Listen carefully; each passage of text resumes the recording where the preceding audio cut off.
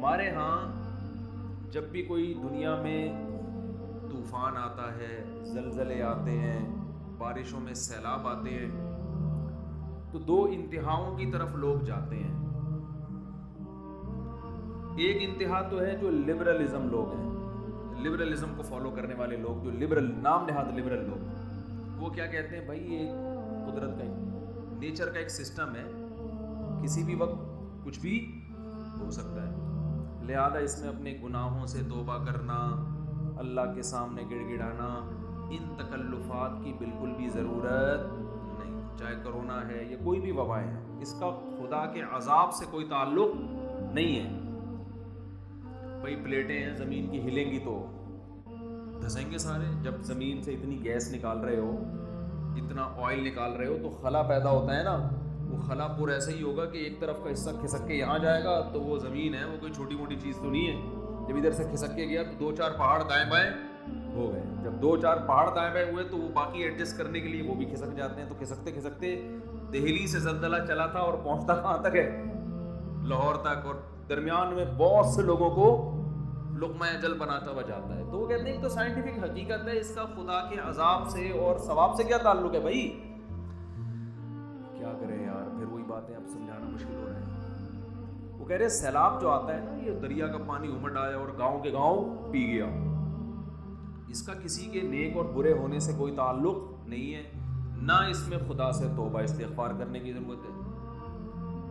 جو نام نہاد لبرل ہے وہ یہی کہتے ہیں، اس میں توبہ کی کیا ضرورت ہے بھائی؟ یہ تو گلیشیئر پگھل گیا تھا، گرمی زیادہ پڑی تھی، تو پگھل جب جائے گا تو ظاہر ہے دریا میں پانی زیادہ آئے گا. جب پانی آئے گا تو ظاہر ہے سائڈوں پہ نکلے گا. جب سائڈوں پہ نکلے گا تو وہ جو بھی سائڈ پہ بیٹھا ہوا ہوگا اس کو بہا کے لے جائے گا. اس کا اس سے کیا تعلق کہ اس نے تہجد پڑھ کے بیٹھا ہوا ہے یا گناہ کر کے بیٹھا ہوا ہے؟ اس کا اس سے کیا تعلق ہے کہ وہ بد نظری کرتا تھا، سود کھاتا تھا؟ یہ مولوی لوگ تمہیں خم خمیں ڈراتے ہیں، دیکھو وہ گاؤں کے لوگ سود کھاتے تھے، عذاب آیا اور سیلاب پانی بہا کے لے گیا. اس کا اس سے کیا تعلق ہے؟ اس لیے توبہ وبہ کرنے کی ضرورت نہیں. یہ بھی ایک انتہا ہے. دوسری انتہا جو بعض مذہبی لوگ کرتے ہیں، وہ انتہا یہ ہے کہ ہر قدرتی آفت کو کسی گناہ کا نتیجہ قرار دیتے ہیں. یہ بھی 100% غلط ہے. نہ قرآن کی یہ تعلیمات ہے، نہ نبی صلی اللہ علیہ وسلم کی یہ تعلیمات ہے. ہمیں پتہ چلتا ہے اسلامی تاریخ سے، قرآن و سنت سے، کہ بہت سے نیک لوگوں پر بھی عذاب آئے ہیں. مدینہ منورہ میں قحط پڑ گیا تھا، لوگ بھوک پیاس سے مرنا شروع ہو گئے تھے. حضرت عمر کا دور خلافت تھا. اس سے اچھا دور کائنات میں آ سکتا ہے؟ قحط پڑا ہے، طاعون کی بیماری پھیلی، 25,000 صحابہ اور تابعین لقمہ اجل بن گئے، جو اس وقت دنیا کے بہترین لوگ تھے، مگر وبا پھیلی ہے اور ہزاروں لوگوں کو اس نے لپیٹ لیا، جن میں زیادہ تر صحابہ اور تابعین تھے. نہیں آ رہی بات میرا خیال؟ تو یہ کہنا کہ وہاں زلزلہ جو آیا تھا تو اصل میں وہاں اس قسم کے لوگ رہتے تھے اس لیے آیا تھا. تو کوئی بھی جب قدرتی آفت آتی ہے اللہ کی طرف سے، اس کو لازمی کسی گناہ کا نتیجہ قرار دینا، یہ بھی قرآن و سنت کی تعلیم کے خلاف ہے. آفتیں نیک لوگوں پر بھی آتی ہیں اور برے لوگوں پر بھی آتی ہیں. ہم قرآن و سنت میں جب غور کرتے ہیں نا تو ہمیں 2 قسم کی آفتیں ملتی ہیں، زمین پہ ہوتی ہیں 2 قسم کی. ایک آفت تو وہ قرآن نے بیان کی ہے جس میں واقعتاً 100% گناہ کا دخل ہوتا ہے، اور وہ اس عذاب کی کوئی سائنٹیفک لاجک نہیں ہوتی، وہ قدرت نے اپنی طرف سے کام کیا ہوتا ہے جس کا کوئی بظاہر سبب موجود نہیں ہوتا. ایسی آفتیں بھی آئی ہیں، جیسے قوم عاد اور قوم سمود پر جو عذاب آیا. قرآن کے ظاہر سے پتہ یہ چلتا ہے کہ اس عذاب کی کوئی ریزن، یعنی کوئی ریزن کا مطلب کوئی سائنٹیفک لاجک نہیں تھی اس کی. جب اس قوم کی نافرمانی حد سے بڑی ہے، اللہ کو غضب آیا، اللہ نے آسمان سے بادل بھیجے. قوم کہنے لگی ھذا عارض ممطرنا، یہ تو گہرے بادل ہیں، ہمیشہ سے آتے ہیں، بارشیں برسیں گی.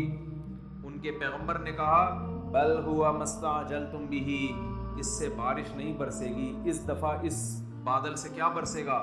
پتھر برسیں گے۔ اللہ ہم سب کو پناہ میں رکھے۔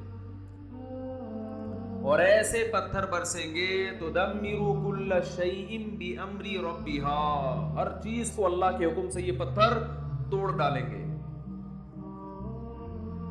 اور ایسی ہوائیں اللہ نے بھیجی کہ 7 دن 8 راتیں، سخرہا علیہم 7 لیال و 8 ایام، 7 راتیں اور 8 دن ایسی ہوا چلے گی کہ جو تمہیں اٹھا کے پٹخ دے گی۔ اور اللہ فرماتے ہیں کہ انہم اعجاز نخل خاویہ، جیسے کھجوروں کے درخت الٹے پڑے ہوئے ہوتے ہیں نا، ایک ہفتہ طوفان میں جب تھما ایک ہفتے کے بعد تو وہ لوگ ایسے پٹخے ہوئے پڑے ہوئے تھے، مرے ہوئے، جیسے کھجور کے تنے پڑے ہوئے ہوتے ہیں، لمبے قد کے لوگ تھے۔ نوح علیہ السلام کی قوم پر جو عذاب آیا، عذاب کے کوئی آثار نہیں تھے۔ ان کے جو محکمہ موسمیات اس دور کے تھے، وہ جو آثار دیکھ کے بتاتے تھے، ظاہر ہے تو ہر دور میں کچھ لوگ علامتیں دیکھ کے بتاتے ہیں نا، تو وہ کہہ رہے تھے کہ کوئی بارش کی رپورٹ، بولتے کیوں نہیں بھائی، نہیں ہے۔ تبھی وہ حضرت نوح علیہ السلام کا مذاق اڑاتے تھے۔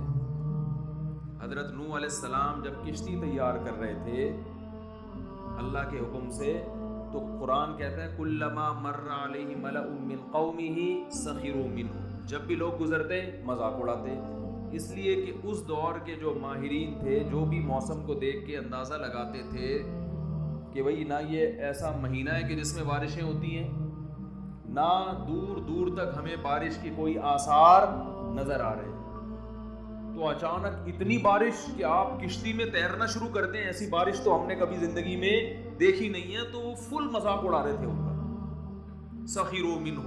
قرآن کہتا ہے ہمیشہ جب بھی گزرتے مذاق اڑاتے کہ معاذ اللہ ان بے وقوفوں کو دیکھو کہ نہ بارش کا سیزن ہے، نہ بارش کے دور دور کوئی آثار ہیں، اور اگر بالفرض بارش غیر متوقع ہو بھی گئی تو اتنی بارش تو ہم نے زندگی میں کبھی نہیں دیکھی کہ آپ اس میں باقاعدہ کشتیاں بنا کے پہلے سے بیٹھنے کا انتظام کرو، یہ تو حماقت ہے۔ لیکن نوح علیہ السلام کیا کہتے تھے، اور ان کے ایمان والے کہتے تھے ان تسخروا منا فإنا نسخر منکم، ان قریب جیسے تم ہمارا مذاق اڑا رہے ہو نا، ہم تمہارا مذاق اڑائیں گے۔ کیوں مذاق؟ اس بات کا کہ جو خدا اسباب کے ذریعے بارشیں پیدا کر سکتا ہے، وہ کسی قوم کو عذاب دینے کے لیے بغیر سبب کے بھی عذاب میں مبتلا کر سکتا ہے۔ جس کی یہ طاقت اور قدرت تم نے دیکھی ہے، جو سمندروں سے پانی اڑا کے آسمان پہ لے جا کے برسا سکتا ہے، اس نے ایک چکر، ایک سائیکل چل رہا ہے تو وہ سائیکل کا محتاج نہیں ہے، وہ ویسے بھی اٹھا کے برسا سکتا ہے۔ جس نے آدم اور حوا کو بغیر باپ اور ماں کے پیدا کر دیا، تو اب آپ یہ دیکھو کہ بغیر ماں باپ کے بچہ پیدا ہو ہی نہیں سکتا، تو آپ کہو کہ بھئی اب ناممکن ہے، تو اللہ کے لیے ناممکن تھوڑی ہے۔ اللہ نے تو آدم اور حوا کو بغیر باپ اور بغیر ماں کے پیدا کر کے دکھایا اللہ نے، تو اس اللہ کے لیے تھوڑی مشکل ہے۔ تو مذاق تو ہم تمہارا اڑائیں گے کہ تمہیں اس خدا کی باتوں پہ یقین نہیں آ رہا۔ تو یہ وہ عذاب تھا جو اس دور کے سائنسدان، کیا اس دور کے سائنسدان بھی اس کی لاجک تلاش نہیں کر سکتے۔ دنیا میں ایسے بہت دفعہ ہوا ہے۔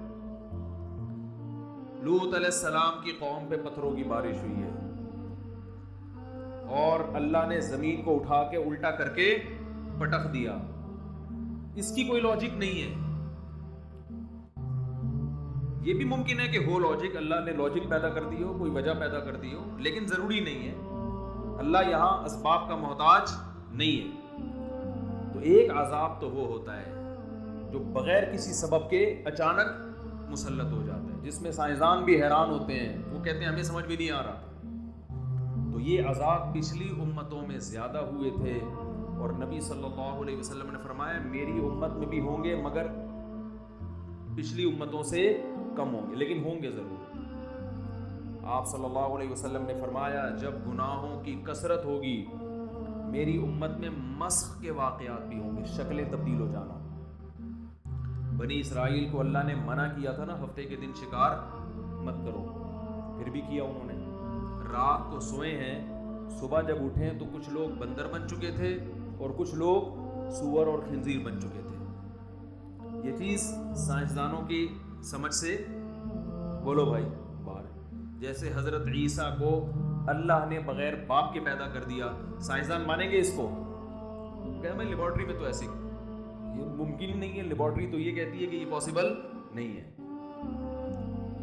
حضرت عیسیٰ علیہ السلام مردوں کو کہتے تھے قم باذن اللہ، اللہ کے حکم سے کھڑا ہو جا، مردہ ایک دم زندہ ہو کے بیٹھ جاتا تھا۔ سائنسدان مانیں گے؟ بولتے کیوں نہیں بھائی، نہیں مانیں گے۔ لیکن دنیا کی اکثریت اس کو مانتی ہے، مسلمان بھی مانتے ہیں، عیسائی بھی، اور یہ دنیا کی اکثریت بن جاتے ہیں۔ اور دنیا کی اتنی بڑی قوم کا کسی جھوٹی خبر پہ جمع ہونا عقلاً ممکن نہیں ہے۔ ہر چیز سائنس سے نہیں پتہ چلتی، خبر سے بھی پتہ چلتی، بہت سی چیزیں سائنسدانوں کی دسترس سے باہر ہیں۔ آج ہمارے جو یونیورسٹیوں کے طلباء ہیں نا، وہ کہتے ہیں بس سائنسدان بتائیں گے تو مانیں گے ورنہ نہیں مانیں گے۔ اور بھائی یہ تو بے وقوفی کی بات ہے۔ خبر جو ہے نا، نیوز، اس میں اگر تواتر سے کچھ لوگ خبر بیان کر رہے ہیں تو اس کو بھی ماننا پڑتا ہے، چاہے وہ سائنس اس کو مانے یا نہ مانے۔